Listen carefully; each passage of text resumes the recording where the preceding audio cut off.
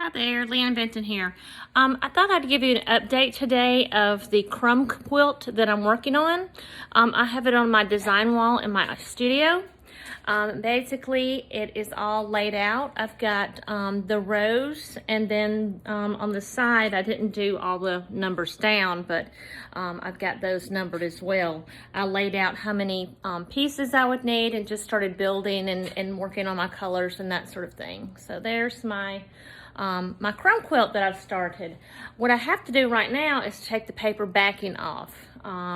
So basically, I laid out my paper and the sizes of these little rectangles like this, and I numbered them, but the numbers weren't really important because some of the colors I didn't like where they were, so that kind of got turned around.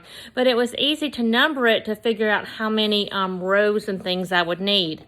I use my scraps. I have my scraps in two ginormous bins, and just went in and grabbed strips, laid them down, and then sewed them. The only really bad thing about this right now is I have to take the paper off. That is a pain. I did have these little scissors that I was using, but I actually cut one of the strips when I was taking the paper off, so that it sucked, and I had to redo it. A couple of them didn't work for whatever reason. I had to redo those too. But that's my crumb quilt. As soon as it gets finished and off the wall, then I'll be able to start working. Well, I've started working on it, but I'll be able to pin up my clamshell. I like to pin them up.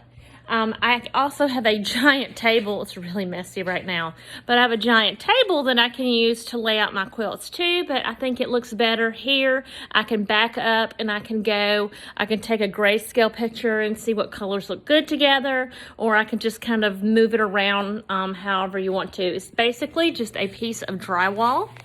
And then I've got a tablecloth behind it, and this is the flannel back of a tablecloth, and then I just use regular pins to pin it.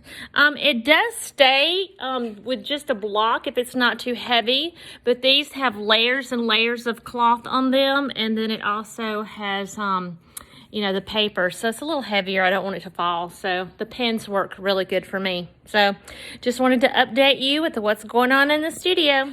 Thanks. See you next time.